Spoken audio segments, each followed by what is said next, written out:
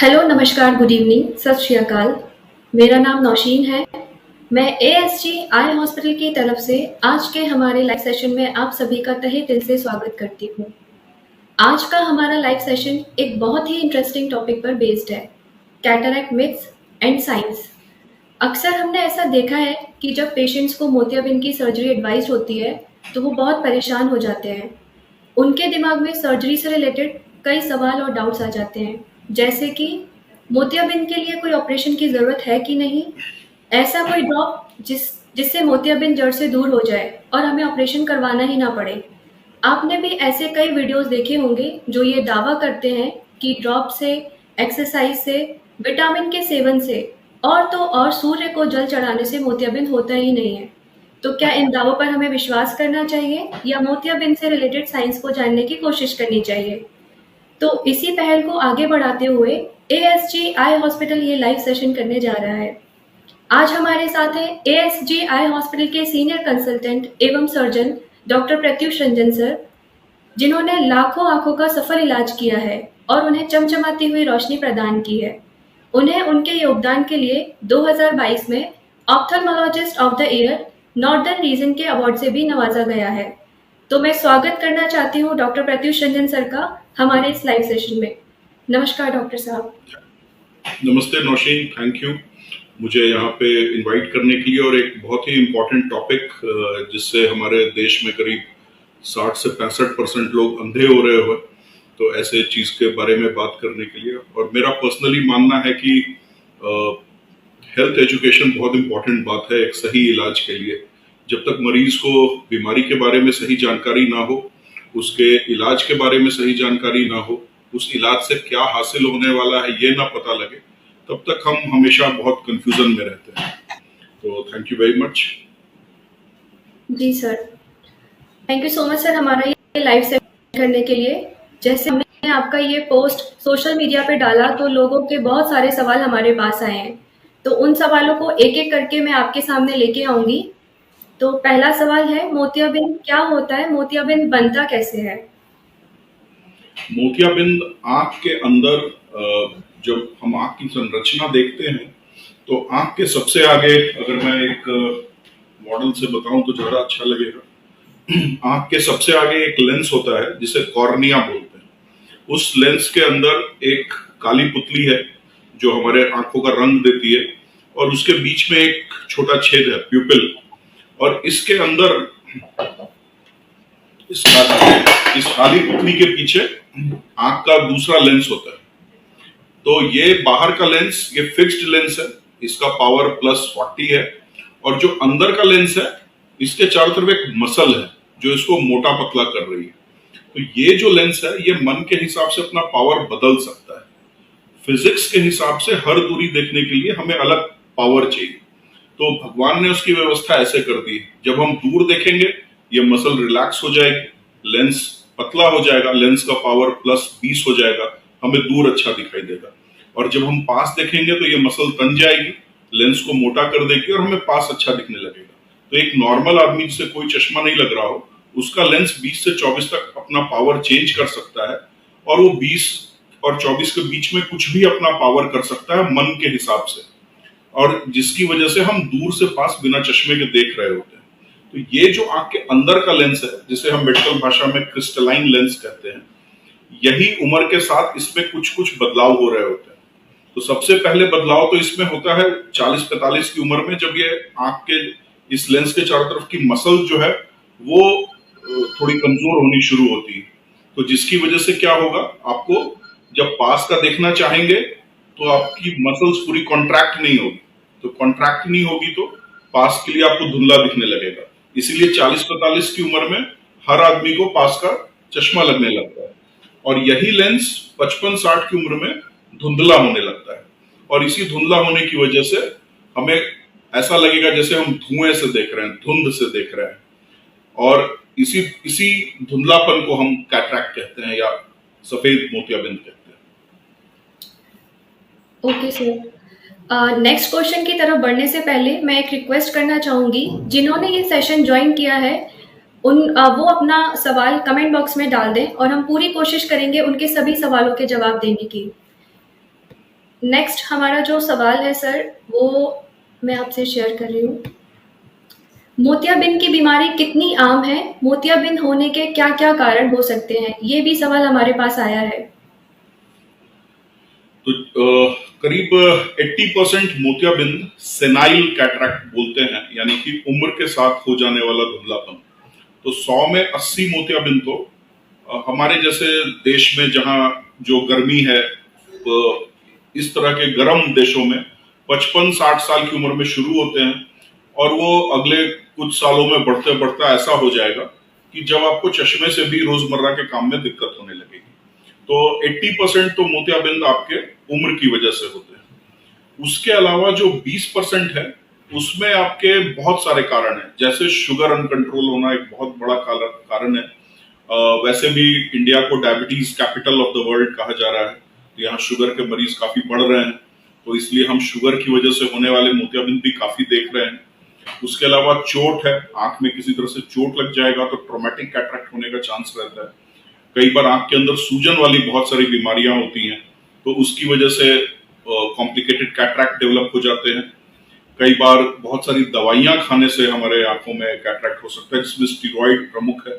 Steroid का लगातार seven करने से आपको कैटरैक्ट हो सकता है। स्टीरॉइड का लगातार आई ड्रॉप डालने से भी आपको कैटरैक्ट हो सकता है। तो कई बार छोटे बच्चों को हमने देखा है कि एलर्जी की वजह से उनको स्टीरॉइड की ड्रॉप्स, जो कि नॉर्मली 2 से 3 हफ्तों के लिए दी जाती है, पर कई बार पेरेंट्स बार बार डॉक्टर के पास नहीं जाने से बचने के लिए या अज्ञानतावश उस दवाई को लंबा डाल रहे होते हैं, बिकॉज वो डालने से लाली तो ठीक हो जाती है पर ये कैटरैक्ट डेवलप हो जाता है। और एक बहुत बड़ा हिस्सा जो है इस 20% में उन उन बच्चों का है जिनको कैटरैक्ट हो जाता है। तो इसमें कुछ तो बच्चे पैदाइशी कैटरैक्ट के साथ ही पैदा होंगे और कुछ बच्चों को उम्र के साथ डेवलप हो जाएगा। तो मोतियाबिंद हमारा कंजेनाइटल कैटरैक्ट भी हो सकता है, यानी कि पैदाइशी, और या डेवलपमेंटल कैटरैक्ट भी हो सकता है, यानी कि उम्र के साथ वो 5वें-6ठे साल में उसको कैटरैक्ट होने लगे। तो कैटरैक्ट की कोई उम्र नहीं है, किसी भी उम्र में हो सकता है, लेकिन हाँ बहुत कॉमन है ये 60-65 साल के आसपास। Okay sir. सर हमारा जो नेक्स्ट सवाल है उसमें पूछा गया है कि मोतियाबिंद सर्जरी में कितना समय लगता है? मोतियाबिंद की सर्जरी में कितना समय लगता है, ये थोड़ा वैसा है कि बिकॉज वो डॉक्टर टू डॉक्टर भी डिपेंड करता है कि वो किस विधि से कर रहे हैं। फेको विधि की सर्जरी में जनरली एक एवरेज सर्जन को 5 से 10 मिनट जैसा समय लगेगा। बहुत सारे लोग उसको 5 मिनट से कम में भी कर लेते हैं। कई बार आपका मोतियाबिंद जटिल नहीं है तो जल्दी हो जाएगा। कई बार जटिल मोतियाबिंद, यानी कि आपकी मान लीजिए पुतली नहीं फैल रही या कॉर्निया में कुछ दाग है, तो इस तरह के मोतियाबिंद में थोड़ा समय ज्यादा भी लगेगा। पर ऑन एन एवरेज आपका मोतियाबिंद का समय 5 से 10 मिनट, कोई सुई नहीं, कोई पट्टी नहीं, और ऑपरेशन के बाद एक घंटा जैसा हॉस्पिटल में रुक के आप घर भी जा सकते हैं, तो रात को रुकने की भी जरूरत नहीं है। ओके सर, कुछ लोग ये भी जानना चाहते हैं कि अगर मेरी मोतियाबिंद की सर्जरी नहीं करवाई तो क्या हो सकता है? अगर हम मोतियाबिंद का सर्जरी नहीं कराएंगे तो क्या हो सकता है? सबसे पहले तो आपको धुंधला दिखना शुरू होगा, तो आपको रोजमर्रा के काम में दिक्कत होने लगेगी। और ऐसा देखा गया है, जैसे बहुत सारे देशों में, इंग्लैंड में वो नेशनल हेल्थ सर्विसेज बोलते हैं, तो वहां कोई हेल्थ सर्विसेज सारा सरकारी है। तो अगर आप आज आपको मोतियाबिंद कराने के लिए डॉक्टर ने लिखा, तो इतना वेटिंग लिस्ट है कि आपका नंबर करीब 1.5 साल के बाद आएगा। तो इस 1.5 साल में क्या हो रहा है, उन्होंने एक स्टडी करी, काफी लैंडमार्क स्टडी थी। तो उन्होंने देखा कि ये जो पेशेंट्स हैं जिनकी सर्जरी आज होनी चाहिए लेकिन 1.5 साल बाद हो रही है, उनमें से 30% लोग सीढ़ियों से गिर के सड़क क्रॉस करते हुए या नहीं दिखने की वजह से गिर जाने की वजह से फ्रैक्चर करवा लेते हैं। तो 30% लोगों को तो फ्रैक्चर हो जाएगा। उसके बाद क्योंकि आपको दिख नहीं रहा है तो आपकी हॉबीज कम होती जाएगी। मान लीजिए आप एक उम्र के बाद घर में गीता रामायण ही पढ़ रहे थे, अखबार ही पढ़ रहे थे, बुक्स ही पढ़ रहे थे, या आप मोबाइल में ही अपना समय बिता रहे थे, टीवी देख रहे थे। अगर आपको ये सब नहीं दिखेगा तो आप फिर क्या करोगे? आप खाली बैठोगे, और खाली बैठ के अगर आप ऊट पटांग सोचोगे तो फिर आपको कुछ साइकोलॉजिकल चेंजेस होने लगेंगे, जिसमें डिप्रेशन बहुत कॉमन है। तो ऐसा देखा गया कि इनमें काफी को डिप्रेशन होने लगा, क्योंकि उनको दिख नहीं रहा था, और ओल्ड एज में वो अपना स्वतंत्र जीवन जीने के लिए उनको दिक्कत हो रही थी। और तीसरे स्टेज में आप अंधे हो गए, उसके पहले ये सारा कुछ हो चुका होगा कि आपकी फ्रैक्चर का रिस्क, डिप्रेशन और इस तरह की समस्या, और उसके अलावा नींद की डिस्टर्बेंस। तो हम सोते और जगते कैसे हैं? हम आंखों के थ्रू से हमारे रोशनी जाती है, और ब्रेन में एक ग्लैंड है, पीनियल ग्लैंड। तो जब रोशनी जाएगी तो पीनियल ग्लैंड इनहिबिटेड रहता है, और उसका जो रसायन है मेलाटोनिन, वो सिक्रीट नहीं होता है। और जैसे ही अंधेरा होता है, पीनियल ग्लैंड एक्टिवेट हो जाता है, और वो मेलाटोनिन नामक हार्मोन सिक्रीट करता है, और ये मेलाटोनिन जो है आपको नींद ले आता है। तो ये स्लीप इंड्यूसिंग हार्मोन है, जो कि अंधेरे में सिक्रीट होता है। अगर मेरे आंखों के सामने हर समय अंधेरा रहेगा तो मैं हर समय ड्राउजी, स्लीपी जैसा रहूंगा, तो मेरा अलर्टनेस लेवल भी कम हो जाएगा। तो कैटरैक्ट की वजह से आपका अलर्टनेस कम हो जाएगा, और आप जो है हर समय स्लीपी या इस तरीके से रहोगे। एंड मोतियाबिंद जब बहुत पक जाएगा तो आप तो बिल्कुल ही अंधे हो जाओगे। अब बहुत पक जाने से आंखों में कुछ अलग कॉम्प्लिकेशन होने लगेंगे, जैसे उसको काला मोतियाबिंद कहते हैं, ग्लाकोमा, यानी आंख का लेंस इतना बढ़ गया कि वो आंख के अंदर के पानी जाने के रास्ते को ब्लॉक करने लगा, और ऐसी स्थिति में आंख की नस में असर हो जाएगा। तो एक नॉर्मल लेंस जो कि 30-35 साल की उम्र में नॉर्मली उसका वजन 75 मिलीग्राम के आसपास रहता है, अगर वो पूरा पक जाए तो वो करीब 250 मिलीग्राम के आसपास हो जाता है। तो इतना जो 4 गुना वजन अगर बढ़ जाएगा, तो एक तो वो आंख के अंदर का प्रेशर बढ़ाएगा, दूसरा वो जहां पे लटका हुआ है उस जगह से टूट जाता है। इतना वजन हो गया ना। लेंस जो है इस मसल से एक तरह के धागों से लटका होता है, जिसे जोन्यूल बोलते हैं। तो अगर इतना वजन हो जाएगा तो वो जोन्यूल सारे कमजोर हो जाते हैं, तो लेंस टूट के ये पीछे के हिस्से में जहां गाढ़ा पानी भरा होता है उधर गिर जाएगा। उधर गिर जाएगा तो आपके पर्दे को नुकसान कर देगा। तो ज्यादा पक जाने से आपके इस तरीके के समस्याएं हो सकती हैं, जो कि आपके बाकी शरीर में हो सकती हैं, आपके पर्सनालिटी में हो सकती हैं, और ऑब्वियसली आंख में तो हो ही सकती है। जी। सर, ये भी लोग जानना चाहते हैं कि मोतियाबिंद सर्जरी के पॉसिबल साइड इफेक्ट्स क्या हो सकते हैं, और क्या मोतियाबिंद सबको आता है, ये अनिवार्य है? मोतियाबिंद एक उम्र के साथ के आने का बदलाव है। अब जैसे बहुत सारे लोगों को आप देखोगे कि 35-40 साल में उनके बाल सफेद होने लगे, और बहुत सारे आपको मिलेंगे जो जिनका 60-65 में भी काफी काले बाल होंगे। बहुत सारे लोग आपको उनको देख के लगेगा नहीं कि वो इतने उम्र के होंगे उनकी त्वचा से, और बहुत सारे कम उम्र में ही आपको काफी उम्र दराज दिखने लगेंगे। तो ये वेरिएशन तो होता है, क्योंकि बायोलॉजी जो है वो फिजिक्स या मैथमेटिक्स की तरह सीधी नहीं है, उसमें बहुत वेरिएशन रहता है। तो अगर आपको मोतियाबिंद आने का जो उम्र है वो उसके पहले या बाद में भी आ सकता है, जैसा मैंने आपको पहले भी डिस्कस किया। तो अगर आपको मोतियाबिंद आ रहा है तो फिर इलाज सर्जरी है, और वो सर्जरी कब है? जब आपको चश्मे से रोजमर्रा काम में देखने में दिक्कत होने लगे।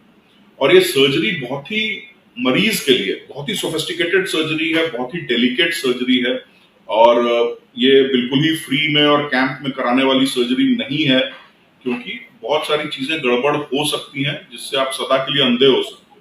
तो ये एक बहुत ही डेलिकेट और सोफिस्टिकेटेड सर्जरी है, लेकिन yes, with modern gadgets, operative microscope, ऐसा माइक्रोस्कोप जिसमें हम चीजों को मैग्नीफाई करके देख के सर्जरी कर रहे होते, फेको विधि जिसमें हम लेजर के माध्यम से लेंस को छोटे टुकड़ों में तोड़कर सर्जरी कर रहे होते, इसमें कॉम्प्लिकेशन का रेट बहुत ही कम होता है, करीब 1% से भी कम। लेकिन अब तो इसलिए इसमें बहुत डरने की बात नहीं है। आपके 99% मरीज जो हैं, इनफैक्ट विद एक्सपीरियंस सर्जन ये और भी कम हो जाएगा। अगर किसी सर्जन को 5 साल का एक्सपीरियंस है तो ये और भी कम हो जाएगा, 10 साल वाले का और भी कम हो जाएगा। तो एक एवरेज सर्जन को रफली 1% कॉम्प्लिकेशन रेट आप मान सकते हो, जिसमें बहुत सारी चीजें हो सकती हैं सर्जरी के दौरान। सर नेक्स्ट हमारा जो क्वेश्चन है उसमें है कि क्या मोतियाबिंद सर्जरी में केवल एक ही लेंस का उपयोग किया जाता है?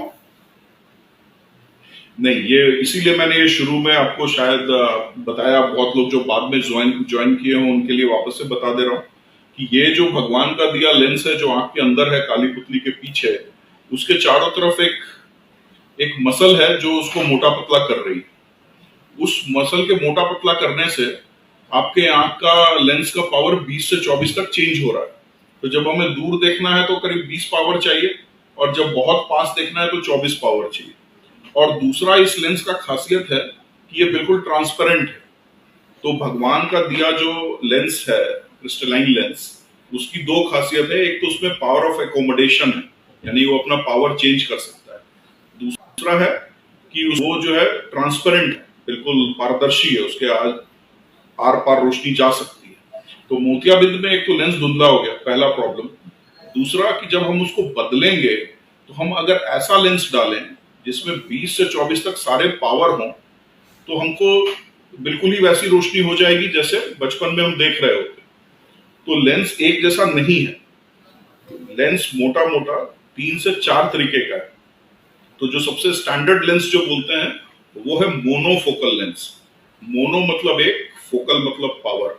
हमें देखने के लिए चाहिए 20, 21, 22, 23, 24, ये इतने सारे पावर, और उसमें सिर्फ एक पावर है। तो क्या होगा, आपको एक दूरी अच्छी दिखाई देगी, बाकी दूरियों के लिए चश्मा लगाना होगा। तो अभी मॉडर्न डेज में हमको 3 दूरी देखने का काम है। एक बहुत डिस्टेंस, दूसरा टीवी का दूरी, टीवी के नीचे जो पट्टी लिखी आ रही होती है वो दूरी, एंड तीसरा हमारे मोबाइल और पास का पढ़ना और इस तरह के काम की दूरी।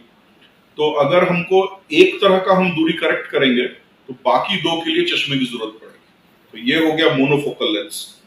बाईफोकल लेंस में 2 पावर है, तो आपका दूर पास का हो जाएगा और बाकी के लिए आपको चश्मे की जरूरत पड़ेगी। तो तीसरा है ट्राईफोकल लेंस। इस ट्राईफोकल लेंस में आपको अधिकतर चीजों के लिए आपको बिना चश्मे के आप सब देख लोगे। लेकिन अब प्रॉब्लम यह है कि भगवान ने जैसा लेंस बना के दिया था वैसा लेंस अभी तक साइंस ने नहीं बना पाया है। तो जो ट्राईफोकल लेंस है वो है तो अभी तक का सबसे बेस्ट, लेकिन उसकी कमी यह है कि लाख में एक आदमी को तेज रोशनी में थोड़ी चमक से दिखती है, बिकॉज वो रिंग्ड लेंस है, उसमें रिंग्स है, पावर के अलग अलग जोन्स हैं, तो जिसकी वजह से लाइट थोड़ी छितरती है। उसी का एक दूसरा वर्जन है, एक उसी लेवल पर जो सबसे बेस्ट अभी है, एडॉफ प्लस बोलते हैं उसको, extended depth of focus, Alcon VVT जो लेंस है। इसमें क्या होगा, आपको चमक नहीं लगेगी, लेकिन बहुत महीन देखने के लिए चश्मे की जरूरत पड़ेगी। तो ये तो है, ये वो लेंस है जिससे आप चश्मे से हमेशा के लिए निजात पा सकते हैं। और फिर है टोरिक लेंसेस। किसी किसी को 10 से 15% लोगों को आंखों में जन्मजात सिलिंड्रिकल नंबर होते हैं, यानी उनका कॉर्निया भी थोड़ा टेढ़ा होता है।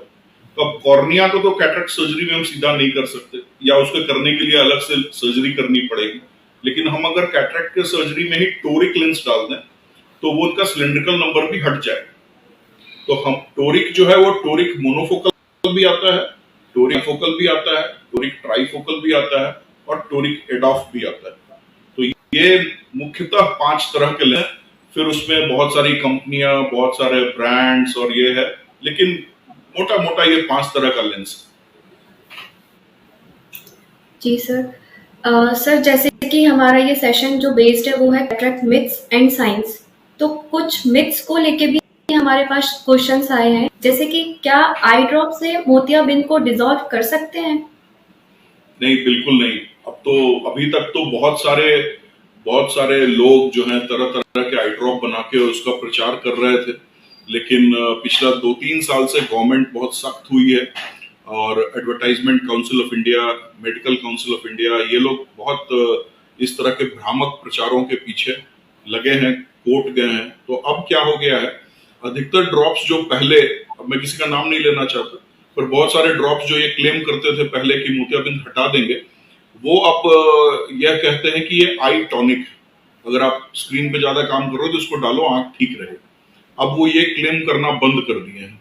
फिर भी कुछ ड्रॉप्स हैं जो इस तरह का क्लेम करते हैं, लेकिन भारत सरकार ने भी अब एक बहुत अच्छा काम किया है। वो हैशटैग नेत्र ज्योति बोलकर एक उनका ट्विटर पे, फेसबुक पे, इंस्टा पे उन्होंने एक बहुत सारे पोस्ट शेयर किए हैं जिनमें वो आंखों के मिथ्स को दूर करती है। तो नेत्र ज्योति, जब आप हैशटैग नेत्र ज्योति लिख के अगर फेसबुक या ट्विटर पे डालोगे तो भारत सरकार के बहुत सारे पोस्ट आ जाएंगे और उसमें अधिकतर पोस्ट यही है कि मोतियाबिंद का इलाज सर्जरी है और आप जितना जल्द से जल्द कराएं उतना अच्छा है। तो किसी प्रकार के ड्रॉप से या किसी भी अन्य तरीके से, नंगे पैर घास पे चलने से, सूर्य को जल देने से, मध्य प्रदेश के बहुत सारे इलाकों में वो आंख में घी डालने से, बिहार के कुछ इलाकों में वो सुबह पानी का कुल्ला किया हुआ पानी आंख में डालने से, इस तरह के बहुत सारे रीजनल मिथ्स भी हैं कि वो कुछ एक इलाकों में कुछ तरह की चीजें ज्यादा भ्रांतियां फैली हैं। तो ये बिल्कुल इनसे कुछ नहीं होता है। अब तो गवर्नमेंट भी बहुत प्रोएक्टिव तरीके से इस तरह की अंधविश्वासी बातों को दूर कर रही है और मोतियाबिंद का शुरुआती इलाज चश्मा, और जब चश्मे से काम नहीं बने तो ऑपरेशन, यही इसका इलाज है और कुछ भी इलाज नहीं। इसलिए आप लोग कृपया अन्य चीजों पे अपना पैसा और समय बिल्कुल ना बर्बाद करें। सर, नेक्स्ट हमारा जो क्वेश्चन है इसमें पूछा गया है कि क्या केवल ओल्ड एज लोगों को ही मोतियाबिंद होता है? ये मैंने इस सेशन के शुरू में ही डिस्कस किया कि ऐसा नहीं है, ये किसी भी उम्र में हो सकता है। हाँ, अधिकतर मोतियाबिंद ओल्ड एज में होता है, पर ऐसी बात नहीं है, किसी भी उम्र में हो सकता है। जन्मजात बच्चों का होता है। हम यहाँ पे बच्चे जब 5 किलो के ऊपर आते हैं, हमने कितने बच्चों की सर्जरी करी हुई है, और ऐसे बच्चों को जनरली दोनों आंख में होता है, तो हम दोनों आंख की सर्जरी एक साथ कर रहे होते हैं। तो ऐसा बिल्कुल नहीं है, किसी भी उम्र में मोतियाबिंद हो सकता है। ओके सर, एक क्वेश्चन है हमारे पास, क्या बहुत अधिक पढ़ना या करीबी काम करना मोतियाबिंद का कारण बन सकता है? नहीं, बिल्कुल नहीं, इससे नहीं होगा, इससे मोतियाबिंद नहीं होगा। इससे आपको एक उम्र के पहले, 18 साल के पहले अगर आप बहुत देर मोबाइल पर हैं या बहुत पढ़ाई कर रहे हैं तो आपको माइनस नंबर का चश्मा आ सकता है, बट मोतियाबिंद नहीं होगा। जी सर, लाइव सेशन से जुड़े हुए जितने भी सर हमारे फॉलोअर्स हैं उनके भी बहुत सारे सवाल हैं, तो उनका भी एक एक करके हम सवालों को आगे लेके चलते हैं। तो हमारा जो पहला सवाल है इंदौर से, आई मंत्रा आई ड्रॉप से कैटरेक्ट क्योर हो सकता है क्या? बिल्कुल भी नहीं, बिल्कुल भी नहीं।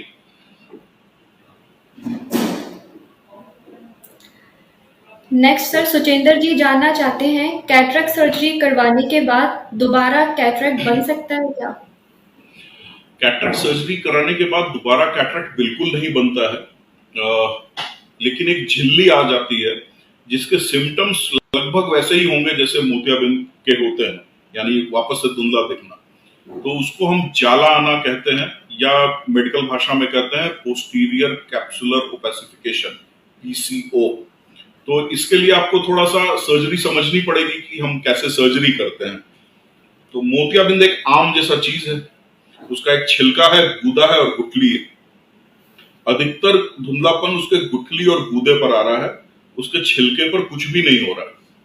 तो हम इसी चीज का फायदा उठा के साइंस ने क्या इजाद किया कि हम ऊपर के छिलके में एक गोल सा छेद बनाते हैं और उस छेद के माध्यम से हम सारा गुठली गूदा को लेजर करके निकाल लेते हैं, उसको छोटे टुकड़ों में बांट के उसको इमल्सिफाई करके निकाल लेते हैं। और अब जो ये छिलके का खोल बचा, इसी में हम नया लेंस फिट कर देते हैं। अब क्योंकि हमने आगे काट दिया है तो शरीर इसको भरना चाहता है। जैसे आपकी चमड़ी कट जाए तो शरीर उसको भरना चाहता है, आपकी हड्डी टूट जाए तो शरीर उसको भरना चाहता है। उसी तरीके से हम आगे का छिलका, एंटीरियर कैप्सूल अगर काट देंगे तो शरीर उसको भरना चाहेगा। अब इस भरने के चाहत में वो आगे तो भर नहीं पाएगा, बिकॉज हमने जिस हिसाब से काटा है वो भरना पॉसिबल नहीं है। तो वो सारे सेल्स जो है पीछे के छिलके पे जमा होने लगते हैं, तो इसको कहते हैं जाला आना। तो ये बहुत ही एक लेजर से हम इसको साफ कर सकते हैं, लेकिन ये लेजर से साफ करने के बाद क्या होगा कि यहाँ पीछे जो गाढ़ा पानी भर रहा है वो थोड़े दिनों के लिए डिस्टर्ब हो जाएगा। तो उसकी वजह से आपको काला काला मच्छर जैसा दिखेगा, जो कि कई बार लाइफ लॉन्ग भी रहेगा। और दूसरा कि ये पर्दा उतरने का खतरा 1% तक बढ़ जाता है। तो इसीलिए आजकल इस तरह के भी लेंस आते हैं जिनमें जाला नहीं आता है। उन लेंसों में एस्फेरिक डिजाइन होता है, वो हाइड्रोफोबिक मटेरियल के होते हैं, स्क्वायर एजेस होते हैं। तो ये सब जो लेंस में बदलाव हैं, इसकी वजह से जाला आने का चांस बहुत हद तक कम हो जाता है। और सर्जरी के दौरान अगर सर्जन ने आपका कैप्सूल पॉलिश किया है, अच्छे से सारा सफाई किया है, तो ये भी जो चीज है, इससे भी जाला आने का चांस बहुत कम हो जाता है।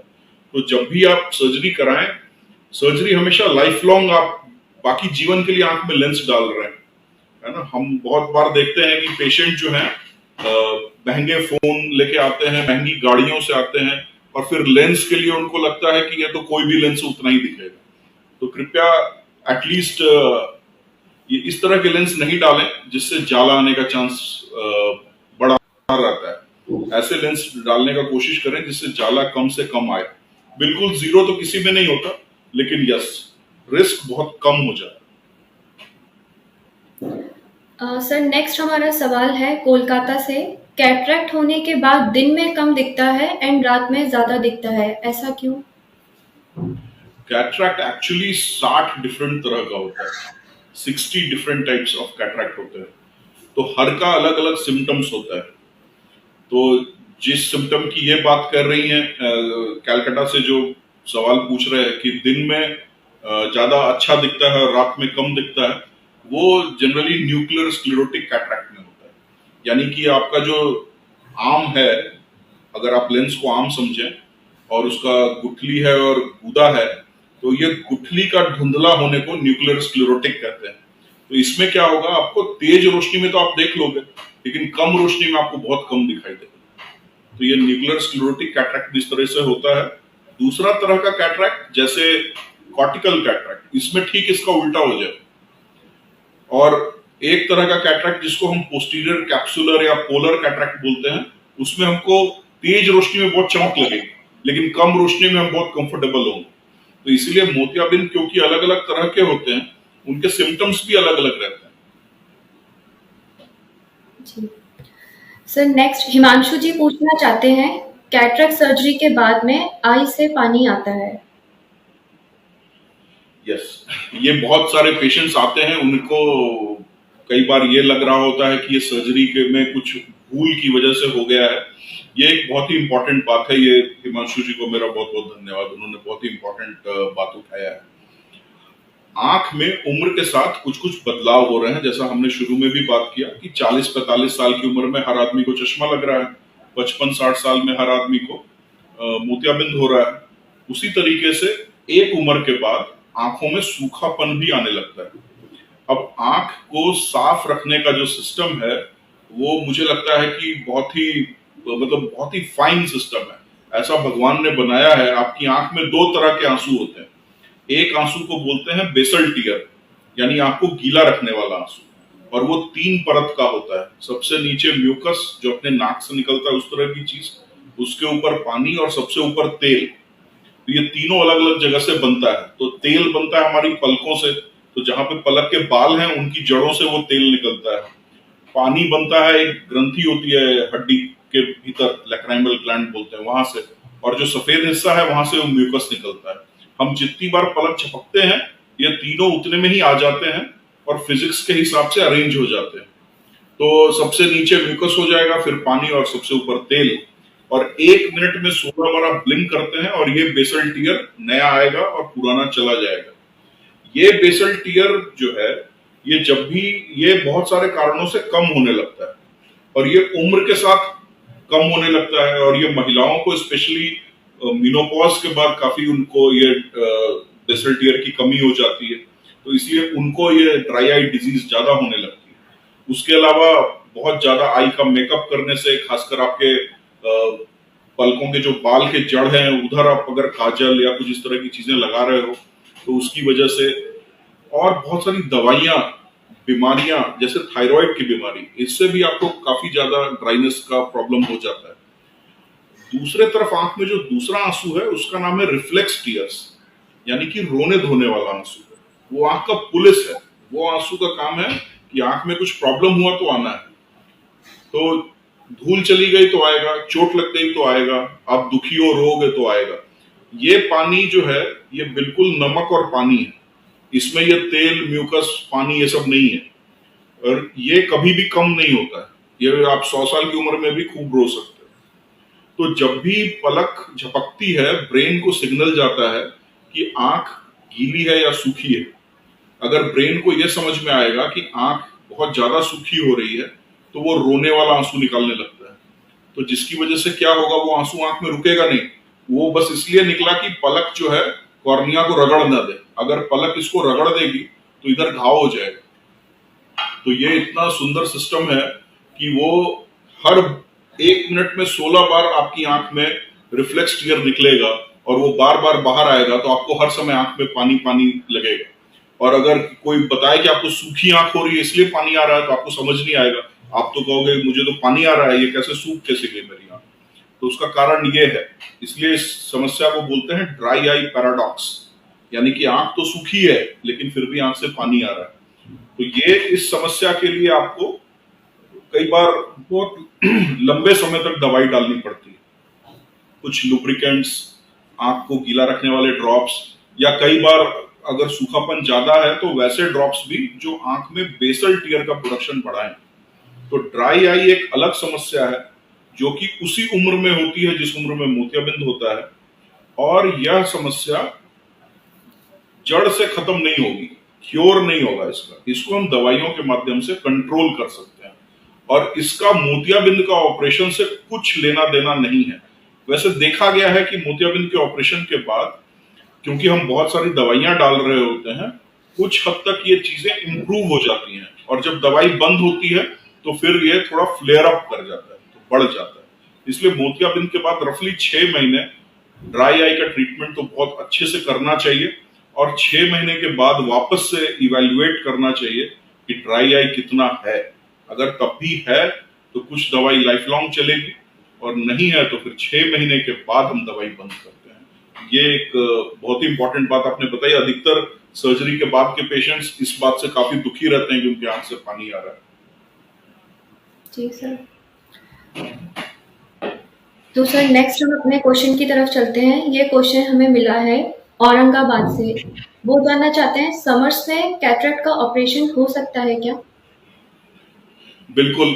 आज से 30-35 साल पहले तीन मिथ्स थे। पहला था पकने पर ऑपरेशन होता था, दूसरा था सर्दियों में होता था, तीसरा था कि एक अभी हो गया और एक अगले साल होता था। क्योंकि उस टाइम पर बड़े चीरे से ऑपरेशन होता था, टांके लगते थे, 40 दिन सर से नहाने को मना करते थे। तो एक तरफ होली, एक तरफ दिवाली, बीच में 1-2 शादियां, तो 30 दिन तो आपको एक ही मिल पाता था, तो अगला 40 दिन फिर अगले साल ही मिलता था। तो अब ये सारा बदल गया है। सबसे पहले क्यों बदल गया है? ज्यादा पक जाने की वजह से मोतियाबिंद का सर्जरी डिफिकल्ट हो गया है। क्योंकि जैसा मैंने आपको बताया, पुराने जमाने में क्या करते थे कि जैसा मैंने आपको बताया कि मोतियाबिंद आम जैसी संरचना है। पुराने जमाने में हम इसके पकने का इंतजार करते थे ताकि ये छिलका, गूदा, गुठली सब आपस में चिपक जाए और हम पूरा आम जैसे तोड़ते हैं वैसे तोड़ लें।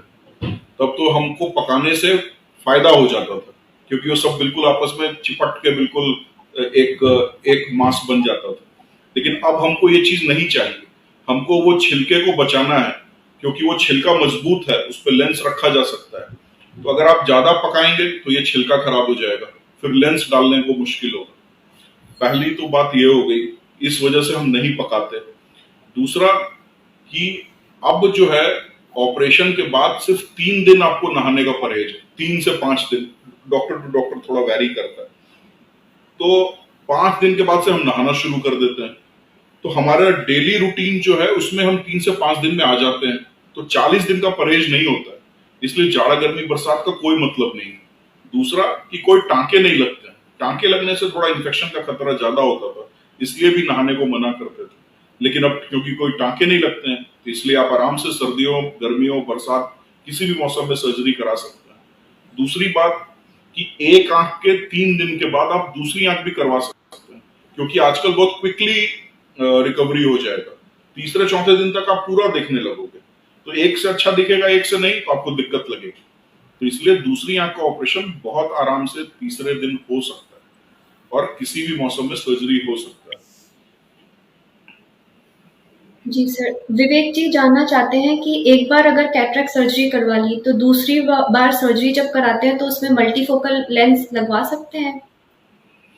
अ, विवेक जी शायद ये जानना चाह रहे हैं कि एक आंख में अगर मल्टीफोकल लेंस लगा है या एक आंख में मोनोफोकल लेंस लगा है तो क्या दूसरी आंख में मल्टीफोकल लेंस लग सकता है। मैं सही समझ रहा हूँ, यही सवाल है।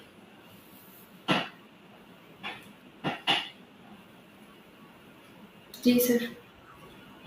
तो एक आंख में एक तरह का लेंस, दूसरे आंख में दूसरे तरह का लेंस बिल्कुल लग सकता है।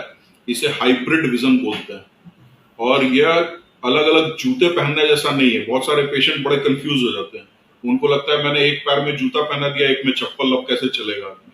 तो ये वैसा नहीं है, क्योंकि चल तो पैर रहा है पर देख आंख नहीं रही है, देख ब्रेन रहा है।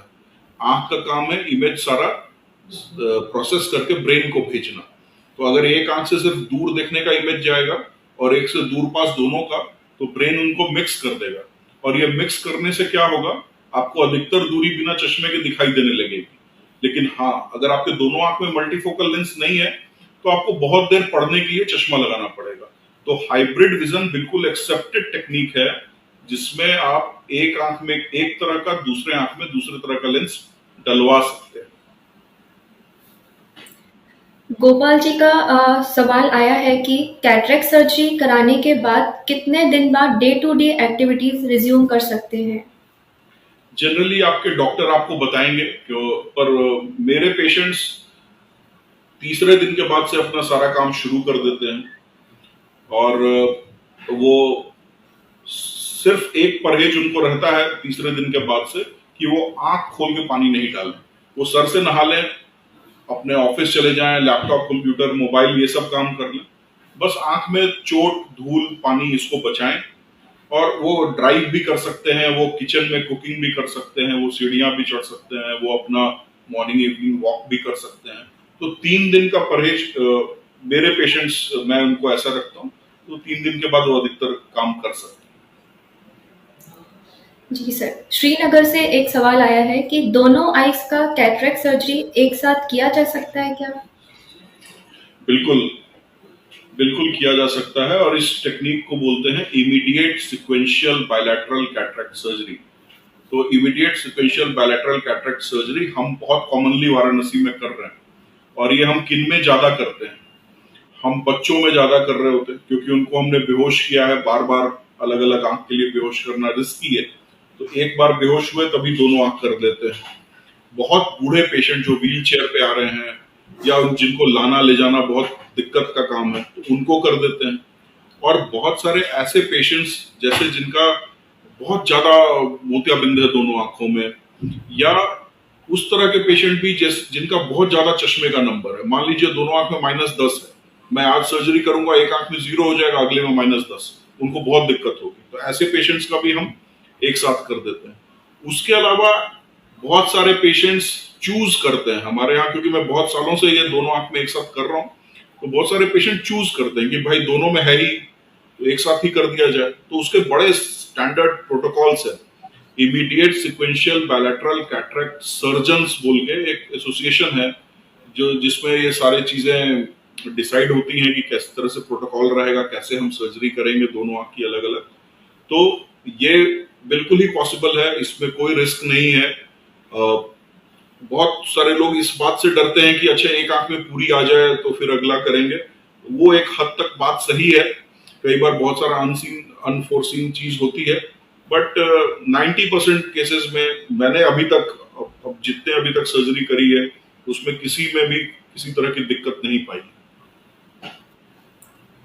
सर, विष्णु जी का सवाल आया है हमारे पास, लेंस की वैलिडिटी कब तक होती है?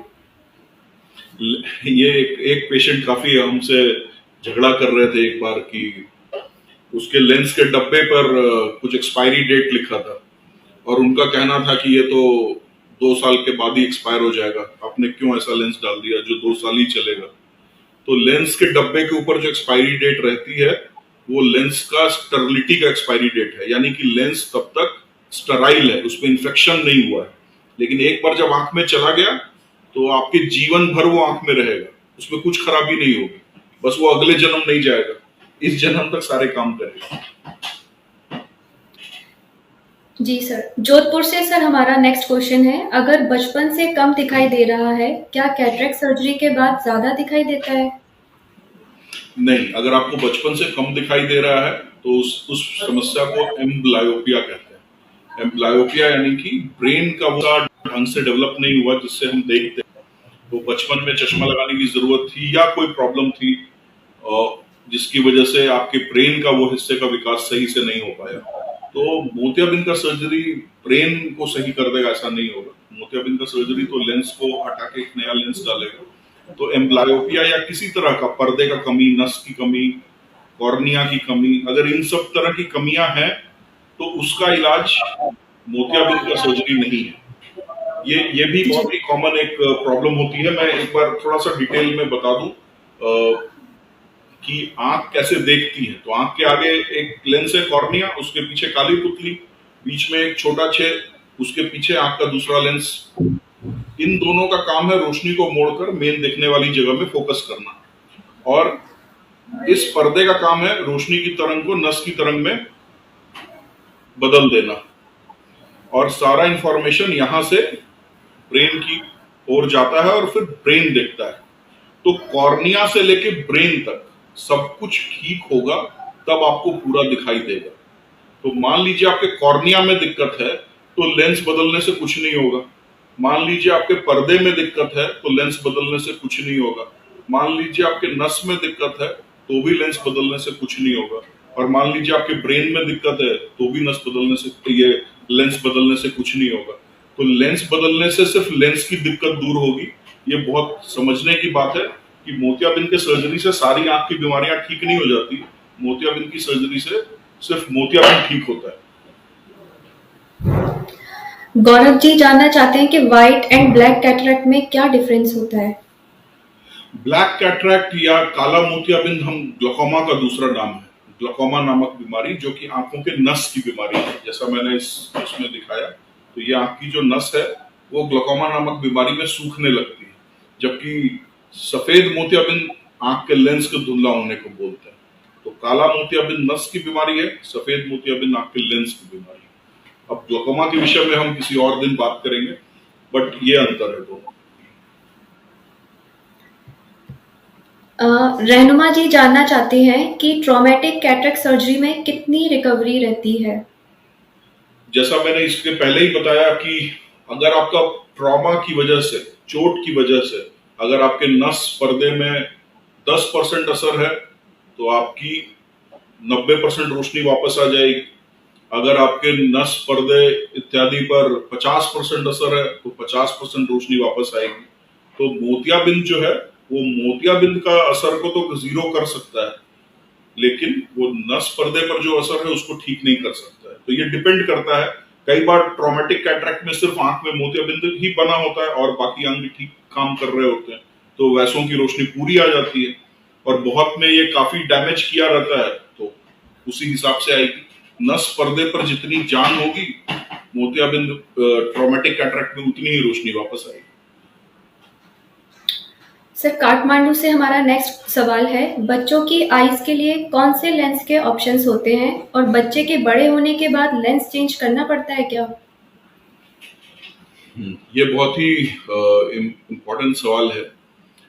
पुराने जमाने में हम सिर्फ मोनोफोकल लेंस बच्चों को लगाते थे, लेकिन अब आज के जमाने में हम ट्राइफोकल, एडॉफ, मल्टीफोकल लेंसेज भी बच्चों को लगाते हैं। हमने काफी बच्चों को यहाँ पर एडॉफ और ट्राइफोकल लेंस लगाया हुआ है।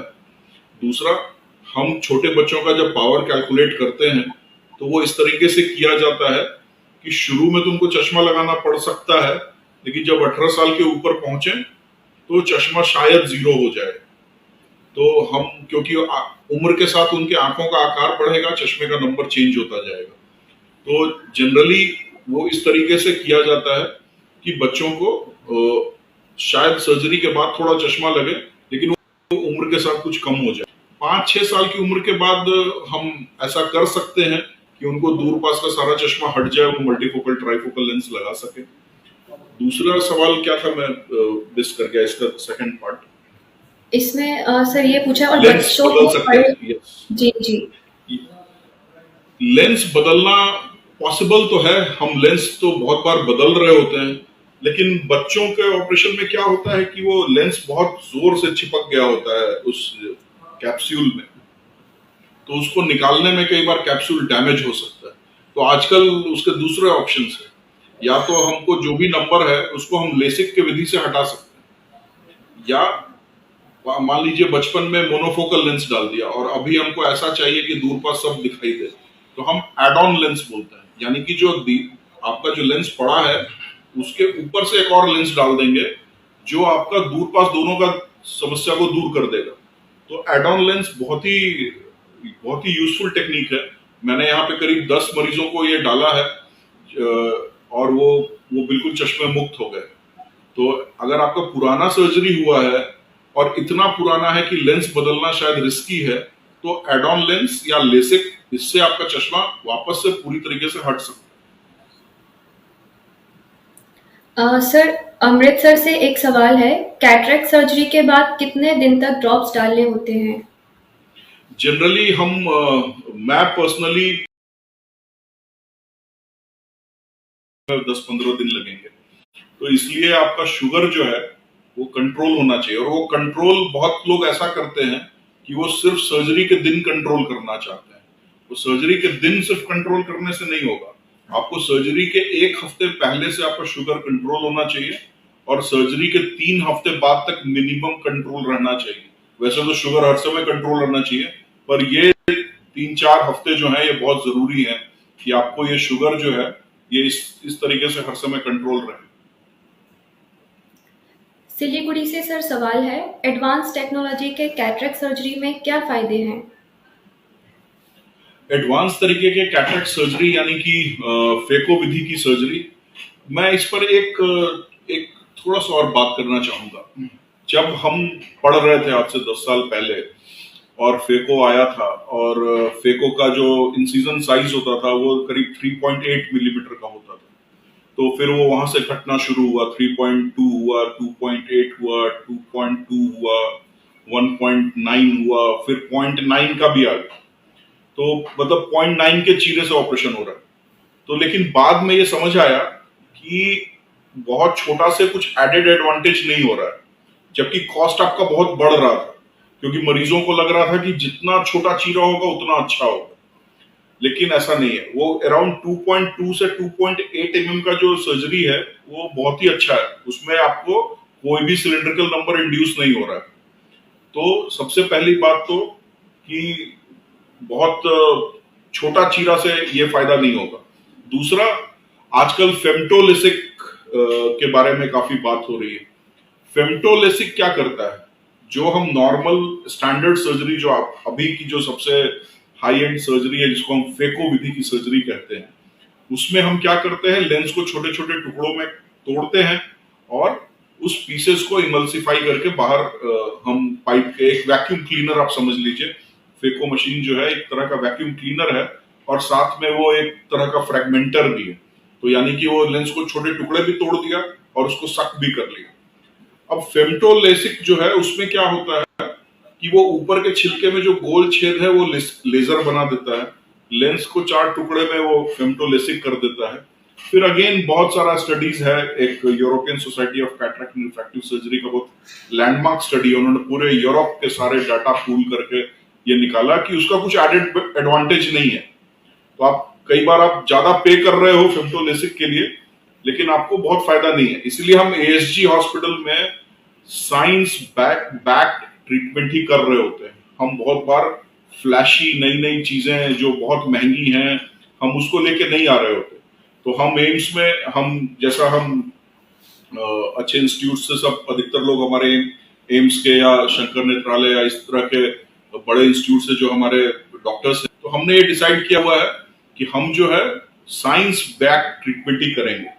तो जो साइंस बैक ट्रीटमेंट है अभी फेको का, जिसमें रियली बहुत एडवांटेज है, वो है टॉपिकल फेको इमल्सिफिकेशन सर्जरी, जो 2.2 या 2.8 mm के चीरे से होगी। उसमें लेंस आप बहुत जो हाई एंड है वो लगा सकते हैं, जिससे आपको फायदा हो। तो इस तरीके से क्या होगा कि कम आपको कम तकलीफ में अच्छी रोशनी हो जाएगी और आपके परहेज भी कम रहेंगे। अब इसके ऊपर जाने की भी जरूरत नहीं है और इसके नीचे जाने की भी जरूरत नहीं है। इसके ऊपर तो मैंने बताया कि उसका कुछ एडेड एडवांटेज मरीज को नहीं है, डॉक्टर को हो सकता है। दूसरा जो है, आपको जो इससे नीचे वाली सर्जरी है उसमें क्या होता है, आपको सुई लगेगा, बड़े चीरे से ऑपरेशन होगा, पट्टी लगेगी, पट्टी अगले दिन खुलेगी एंड बड़े चीरे की सर्जरी में फिर आपको 40 दिन सर से नहाने को मना करना पड़े। तो ये जो सारा कष्ट है ये बड़े चीरे की सर्जरी में। तो इसलिए topical phaco emulsification surgery standard technique है। आपको इसके ऊपर और इसके नीचे जाने की जरूरत नहीं है क्योंकि उसका कोई साइंस बैक्ड एडवांटेज नहीं है। जो डिफरेंट तरह के लेंस इम्प्लांट हो रहे हैं, आप उसमें अपने हिसाब का बेस्ट लेंस चुन सकते हो जिससे आप चश्मे से हमेशा के लिए मुक्त हो जाओ। और इस तरह की फेको सर्जरी को हम रिफ्रैक्टिव फेको सर्जरी कहते हैं, जिसमें हम आपको बिल्कुल चश्मे से आजाद कर देंगे। आप वापस से 30-40 साल की उम्र में जैसे देख रहे थे वैसे देखने लगोगे। नेक्स्ट हमारा जो क्वेश्चन है, प्लीज जी पूछना चाहते हैं कि कैटरेक्ट आने के बाद लेंस क्यों जाता है? बिना लेंस के कैटरेक्ट सर्जरी हो सकती है क्या? बिना लेंस की कैटरेक्ट सर्जरी वैसी ही हो जाएगी कि जैसे किसी का स्कूटर का एक चक्का खराब हो गया और उसने कहा कि अब चक्के की क्या जरूरत है, ऐसे ही चला जाए। तो अगर मैंने आंख से लेंस निकाल दिया है तो उसकी जगह अगर दूसरा लेंस नहीं डालूंगा तो आपको उसके बदले एक बहुत मोटा चश्मा लगाना पड़ेगा और वो चश्मा अगर हट जाएगा तो आपको बिल्कुल भी अच्छा नहीं दिखाई देगा। इनफैक्ट वो +10 नंबर का चश्मा लगाकर भी आपको बहुत अच्छा नहीं दिखाई देगा। इसलिए ये तो बिल्कुल ही बिल्कुल अनसाइंटिफिक बात है कि बिना लेंस के ऑपरेशन किया जाए। बहुत बार सर्जरी के प्रॉब्लम्स की वजह से, आंखों की प्रॉब्लम्स की वजह से हम उस सिटिंग में लेंस नहीं डाल पाते, लेकिन आजकल बहुत सारी टेक्निक्स हैं जिससे हम लेंस को दूसरे पे भी डाल सकते हैं। तो आंखों में लेंस तब भी लग सकता है जब पहली सर्जरी के दौरान नहीं लगा। तो बहुत सारे पेशेंट्स आते हैं जिनका आज से सर्जरी 20 साल 30 साल पहले बिना लेंस वाला हुआ था और वो मोटा चश्मा लगा के रह रहे हैं, तो हम उनका लेंस दोबारा से लगा सकते हैं और उससे उनको सारा चश्मा हट जाएगा, बिना चश्मे के देखेंगे। तो अगर किसी को ऐसी इच्छा हो रही है कि बिना लेंस वाला ऑपरेशन कराएं तो पहले उन मरीजों से मिल लें जिन्होंने बिना चश्मे के ऑपरेशन करा रखा है। तो उनके कष्ट समझ के उनके समझ आएगा कि लेंस ने जीवन कितना आसान कर दिया है। सर अगला हमारा वो मुजफ्फर है, यह कैटरेक्ट होने के हैं? मैं सवाल सुना नहीं, कुछ टेक्निकल ग्लिच हो गया। जी सर, मैं रिपीट करती हूँ। मुजफ्फरपुर से ये सवाल है, यंग एज में कैटरेक्ट होने के क्या कारण हो सकते हैं? यंग एज में कैटरेक्ट होने के अधिकतर बार कारण चोट होता है या बहुत सारी बार जैसा मैंने बताया कि एलर्जिक कंजक्टिवाइटिस यानी जिनकी आंख बार बार लाल हो रही होती है, वैसे पेशेंट्स को हम स्टीरॉयड ड्रॉप्स पे बहुत लंबे समय तक रख रहे होते हैं। तो चोट और स्टीरॉयड ड्रॉप जनरली यही दोनों मैंने देखा कि काफी कॉमन है। उसके अलावा बहुत सारी चीजें, आंख के अंदर की सूजन की बीमारी, यूवियाइटिस, थायराइड की बीमारी, डायबिटीज, यंग एज में आजकल डायबिटीज भी बहुत कॉमन हो रहा है। तो इन सब की वजह से जो है आपको यंग एज में कैटरेक्ट होने का चांस ज्यादा रहता है। एक बहुत इंपॉर्टेंट है कि जेनेटिक भी होता है, तो किसी किसी को ये सब कुछ भी कारण नहीं मिलेगा फिर भी कैटरेक्ट रहेगा। तो ये सारे मुख्य कारण हैं। जी सर, नेक्स्ट हमारा सवाल आया है डोंबिवली से, योगा से कैटरेक्ट ठीक हो सकता है क्या? ये हमने एकदम बिल्कुल शुरू में ही बात करी कि किसी भी तरह के हेल्दी लाइफस्टाइल से आप बीमारी नहीं दूर कर सकते। आप प्रोबेबली बीमारी का ऑनसेट थोड़ा डिले कर सकते हैं। यानी अगर आप बहुत ही हेल्दी रहेंगे, हेल्दी खाएंगे, हेल्दी एक्सरसाइज करेंगे, सात्विक जीवन जिएंगे, तो शायद आपके बाल जो 55 साल में सफेद होते हैं वो 60 साल में होंगे। तो उसी तरह से आपका मोतियाबिंद जो 60 साल में आता है वो शायद 65 साल में आएगा। बट बिल्कुल जीरो या नहीं आएगा ऐसा तो संभव ही नहीं है, क्योंकि वो अलग कहानी है। उसका योगा और सात्विक डाइट या इनसे कुछ लेना देना नहीं है, वो उम्र के साथ का बदलाव है। तो सात्विक जीवन जीने वाले भी तो, उनकी भी तो उम्र के बदलाव तो उनको भी हो रहे हैं, उनको भी झुर्रियां आ रही हैं, उनको भी बाल सफेद हो रहे हैं, उनके भी घुटने खराब हो रहे हैं, जो भी उम्र के साथ वाले बदलाव हैं। बाकियों को थोड़ा पहले हो जाएंगे, उनको थोड़ा बाद होगा, बस अंतर इतना ही होगा। अगला सवाल है सर हमारा, विश्वजीत जी पूछना चाह रहे हैं कि मोतियाबिंद के ऑपरेशन के बाद नजर पूरी आ जाएगी? ये हमेशा इस बात पर निर्भर करेगा कि आपका पर्दा, नस, कॉर्निया, बाकी अंग जो आंख के जो देखने में सहयोग करते हैं वो कैसा है। अगर वो 100% सही है तो आपको पूरी रोशनी आ जाएगी, और 100 में 99 लोगों को ऐसा ही रहता है। 100 में 99 को पूरी रोशनी आती है। अब 1% वो लोग होते हैं जिनको आंखों में कुछ अन्य समस्याएं भी हैं, नस खराब है, पर्दा खराब है, कॉर्निया में कुछ इश्यू है, तो ऐसों को रोशनी पूरी नहीं आती है। सर अगला सवाल है वाराणसी से वैशाली जी का। वो पूछना चाह रही है कि अगर कैटरेक्ट का ऑपरेशन ना कराएं तो हो सकता है? इस पे मैंने डिस्कस किया था वैशाली, इसके पहले मैंने काफी डिटेल में डिस्कस किया है कि काफी सारी चीजें हो सकती हैं। कुछ तो आपको नहीं दिखने की वजह से एक्सीडेंट, पैर तुड़ा लेना, नींद आने का डिस्टरबेंस, साइकोलॉजिकल इश्यूज, डिप्रेशन, ये सब तो हो ही सकता है। उसके अलावा आंखों में काला मोतियाबिंद और पर्दा उखड़ जाना, लेंस का टूट के नीचे गिर जाना, ये सारा भी सिम्टम्स हो सकता है अगर आप कैटरेक्ट सर्जरी समय पे ना कराएं तो। सर हमारा नेक्स्ट सवाल है औरंगाबाद से, कैटरेक्ट सर्जरी के बाद कॉन्टेक्ट लेंस लगा सकते हैं क्या? ऑपरेशन के तुरंत बाद तो नहीं, लेकिन हाँ, आप ऑपरेशन के 1-1.5 महीने के बाद, जब तक आपकी दवाई चल रही है तब तक नहीं, लेकिन उसके बाद आप लगा सकते हैं, कोई दिक्कत नहीं। लेकिन वो मेरे ख्याल से वो बात कर रहे हैं कॉस्मेटिक कॉन्टैक्ट लेंसेज की, यानी कि कलर्ड कॉन्टैक्ट लेंसेज की। तो उस तरह के लेंसेज आप लगा सकते हैं, पर मेक श्योर कि वो अच्छे क्वालिटी के हों और अच्छी कंपनियों के हों, क्योंकि आजकल बहुत सारे उसके बहुत सस्ते वर्जन भी आ रहे हैं। और खासकर मैं वाराणसी में एक मेरी पेशेंट थी जिनको उनके ब्यूटी पार्लर वाले ने आंख में लेंस लगा दिया, और वो उनको बताया नहीं कि इसको कैसे साफ करना है, कब निकालना है। वो पूरा शादी में वो लेंस लगाई, शादी के सारे फंक्शंस में वो लेंस लगाई, हनीमून तक वो लेंस लगा के चली गई, और जब हनीमून से लौट के आई तो दोनों आंखों में कॉर्नियल अल्सर हो गया। और अभी जस्ट मतलब 5-7 दिन पहले मेरे पास आई थी। अब इस बात को करीब 1.5-2 साल हो गए। अब उसका छोटा बेबी भी है, लेकिन उसको एक आंख से बहुत कम दिख रहा है, क्योंकि उसने वो कॉन्टैक्ट लेंस लगाकर उसको कैसे रख रखाव करना है ये सब नहीं सीखा। तो कृपया इस तरह के कलर्ड कॉन्टैक्ट लेंस अपने डॉक्टर से ही लें, ब्यूटी पार्लर वालों से नहीं लें। जी सर।